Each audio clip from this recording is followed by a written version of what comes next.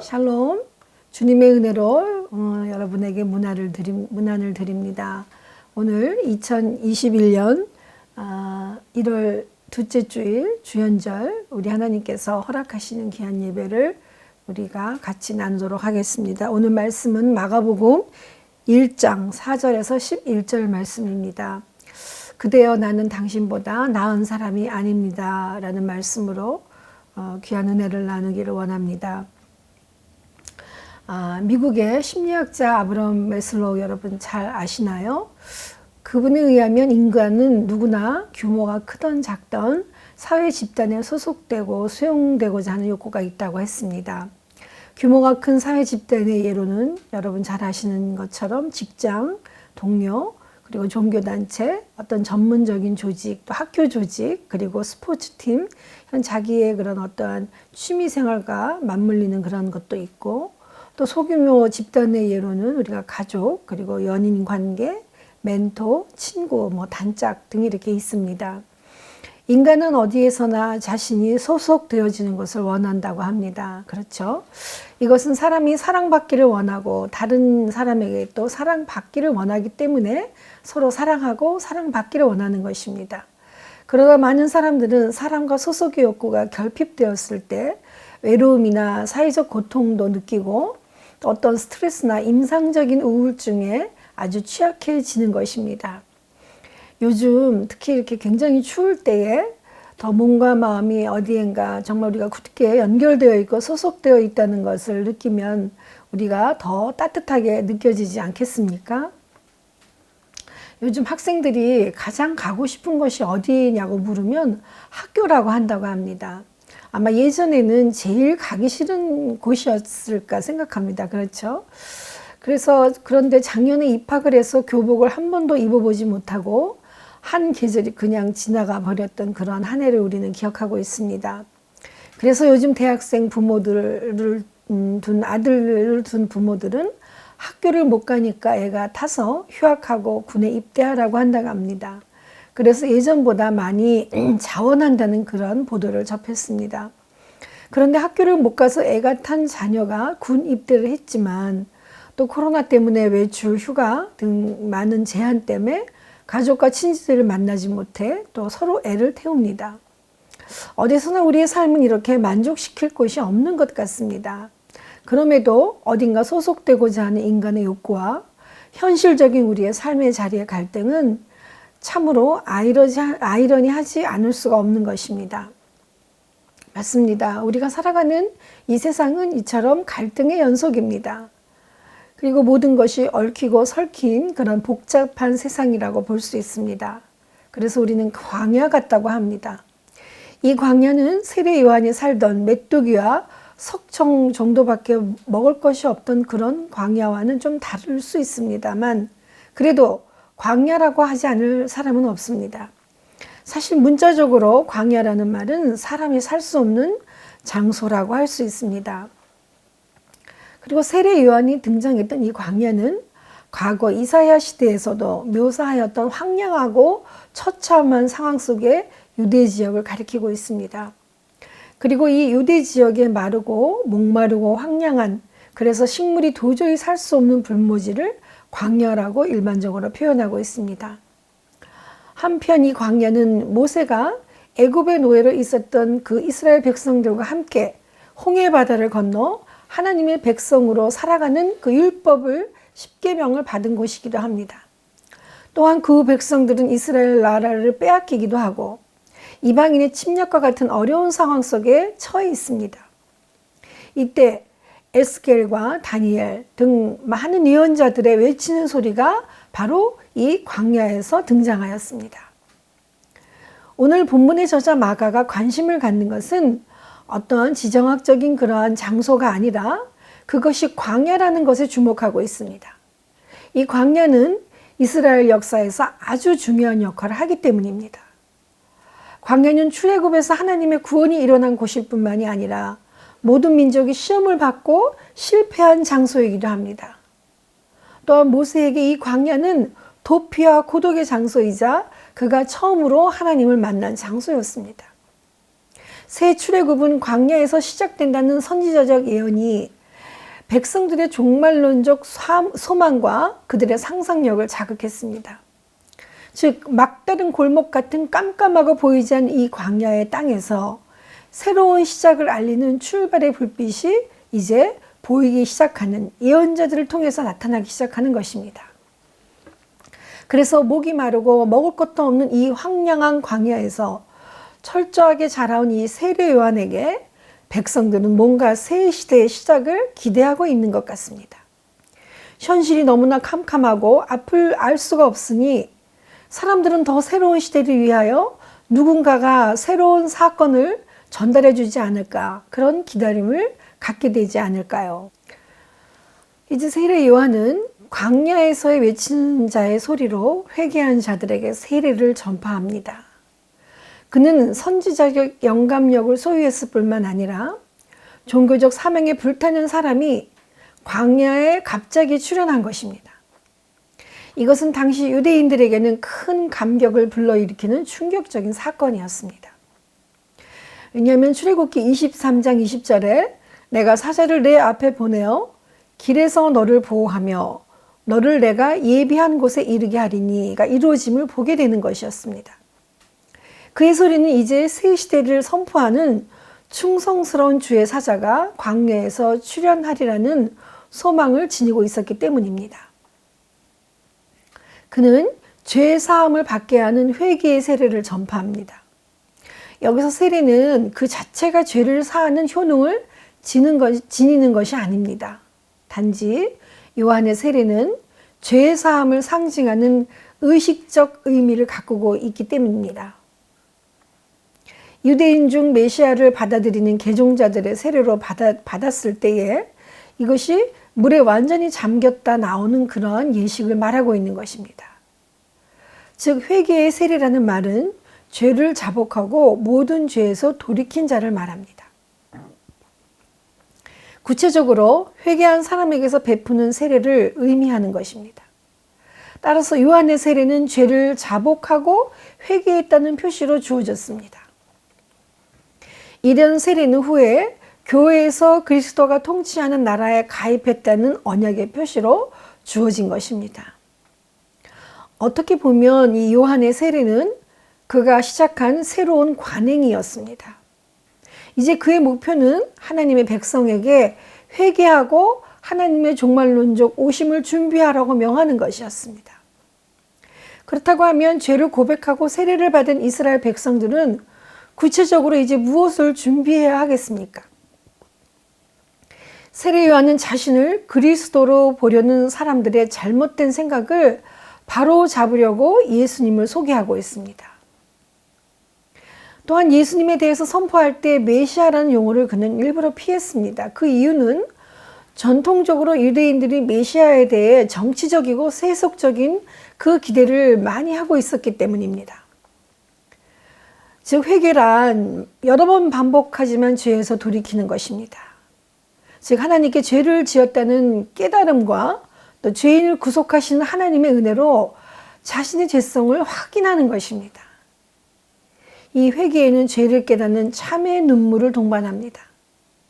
왜 온 유대 지방과 예루살렘 사람이 다 광야로 나와서 죄를 자복하고 참회의 눈물을 흘렸겠습니까? 그들은 구약의 마지막 선지자 말라기 이후에 수백 년 동안 진정한 생명력 있는 선지자의 외침을 듣지 못했습니다. 그리고 그들은 말씀을 듣지 못하면서 오는 생명 없이 살아가는 삶의 고통을 이제 체험하고 있는 것입니다. 그리고 또 포로 말기에 그러한 피폐함과 수백 년에 걸쳐서 귀환하며 정착하는 과정 속에서 오는 그들의 삶의 고통은 그들을 아주 처참하게 만드는 것입니다. 프랑스의 미래학자 자크 야탈리는 코로나 팬데믹을 부른 것이 이기적인 생존 경제라면 이제 인류는 이타적 생명 경제로 나아가야 한다고 합니다. 지금 현재의 고통은 눈물 없는 자유와 평등이 인류의 문명을 초토화시킨 결과라고 했습니다. 우리는 자유를 외쳤지만 코로나19는 인간이 한낱 짐승에 불과하다는 것을 보여줬다고 합니다. 코로나 앞에 우리는 인간은 꼼짝하지 못하는 오늘의 재앙이 그 끝나는 길, 그리고 이 몸과 더불어 영혼도 치유할 수 있는 길은 오직 인간만이 흘릴 수 있는 그 눈물의 한 방울이라고 했습니다. 맞습니다. 마태복음 11장 17절에 이르되 우리가 너희를 향하여 피리를 불어도 너희가 춤추지 아니하고 우리가 슬피 울어도 너희가 가슴을 치지 아니하였담과 같도다. 맞습니다. 이 시대는 기쁨과 슬픔에 아무런 공감과 공유가 없는 피도 눈물도 없는 시대가 되어버렸습니다.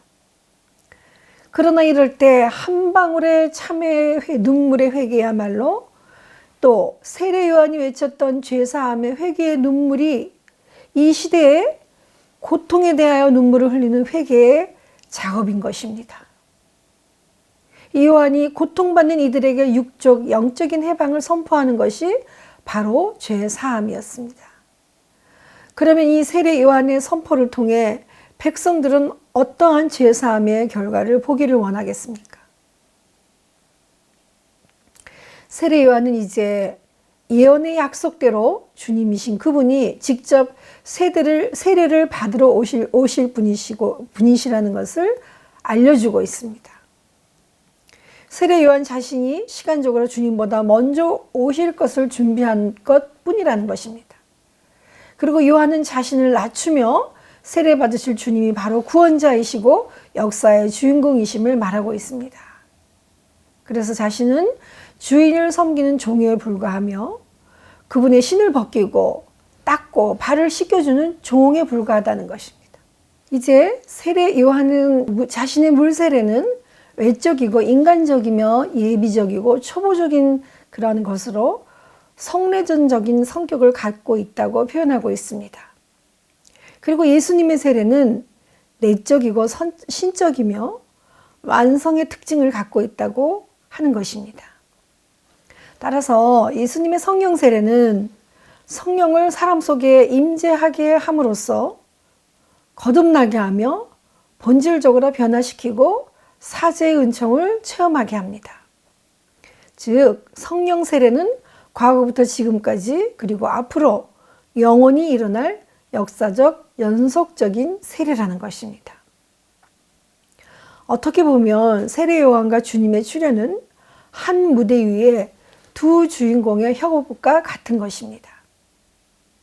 세례 요한은 주님의 출현을 준비하는 자로 겸손히 자신을 종으로 낮추며 주님을 소개하고 있습니다.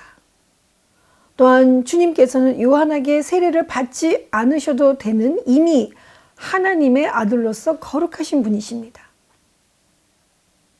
특히 본문에서 저자 마가가 곧바로 예수님의 세례와 시험을 기록하고 있습니다. 그것은 예수님이 두 개의 핵심 사건, 즉 말씀과 행동을 나타내고 있는 것입니다. 예수님의 천사 방문, 기적적인 잉태 혹은 다윗의 혈통 등을 통해서보다는 예수님의 말씀과 행동을 통해 주님의 메시아적 자격을 드러내신다는 겁니다. 예수님은 죄라고는 전혀 없으시며 성령 세례를 주시는 분이십니다.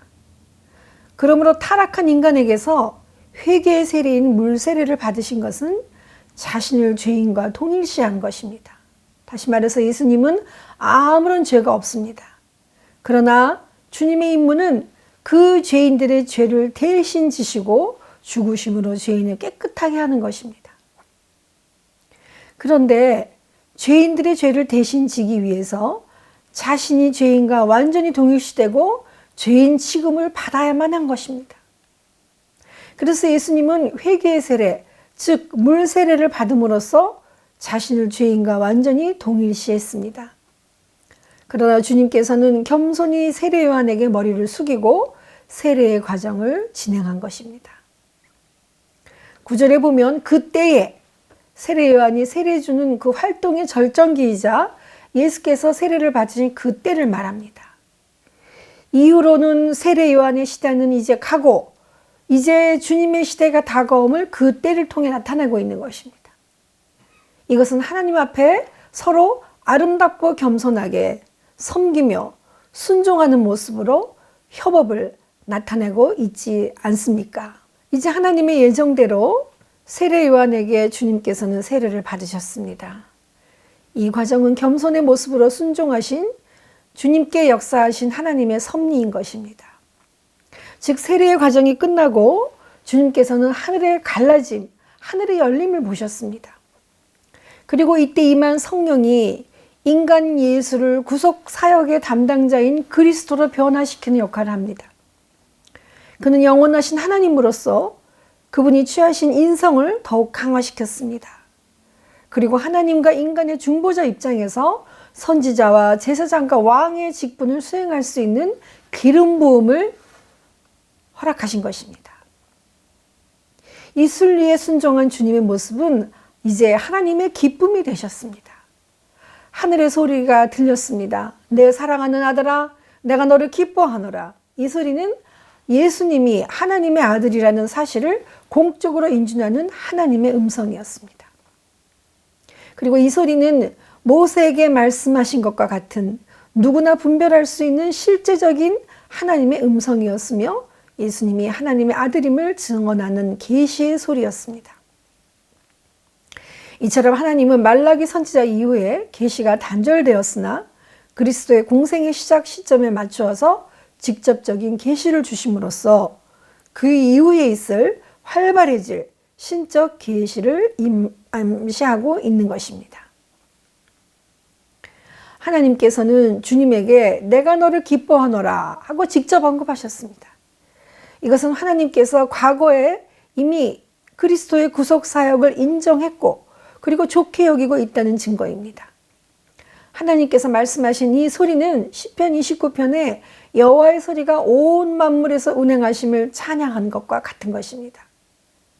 시편 29편 11절에 여호와께서 자기 백성에게 내 힘을 주시며 여호와께서 자기 백성에게 평강의 복을 주시도다의 언급처럼 하나님께서 하나님의 백성들에게 주님의 말씀과 삶을 통해 힘과 복을 주시기를 위함인 것입니다.